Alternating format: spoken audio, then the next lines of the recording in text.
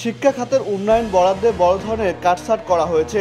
সংশোধিত বার্ষিক উন্নয়ন কর্মসূচিতে শিক্ষা খাতের বরাদ্দ কমেছে 11,178 কোটি টাকা। চলতি 2024-25 অর্থ বছরে শিক্ষা খাতের উন্নয়নে 20,350 কোটি টাকা খরচ করা হবে।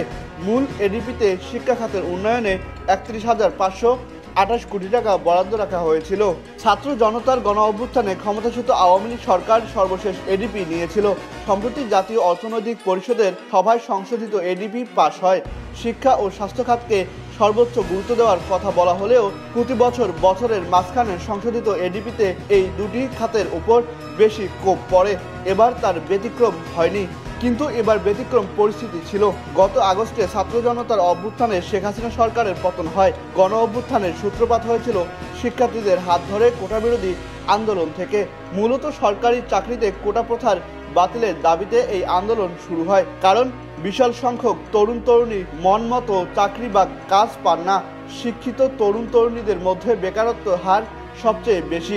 সর্বোচ্চ ডিগ্রি অর্জনের পরও ভালো চাকরির জন্য 2 থেকে 3 বছর পর্যন্ত অপেক্ষা করতে হয় তাদের।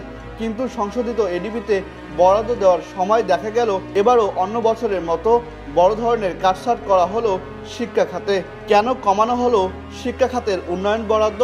পরিকল্পনা মন্ত্রণালয় সূত্রে তার বেশ কয়েকটি কারণ জানা গেছে।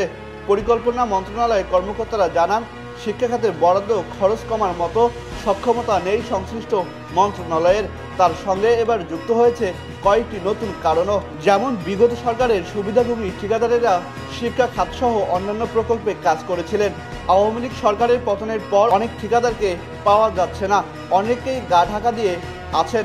এতে উন্নয়ন কাজ ব্যাহত হচ্ছে। আবার অনেক প্রকল্পে দুর্নীতির অভিযোগ খতিয়ে দেখা হয়েছে।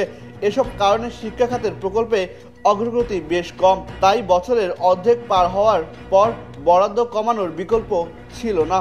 এবারই প্রথম নয়, প্রতিবার শিক্ষা খাতে বরাদ্দ কমানো হয়। 23-24 অর্থ বছরেও 12,500 কোটি টাকা কমানো হয়েছিল।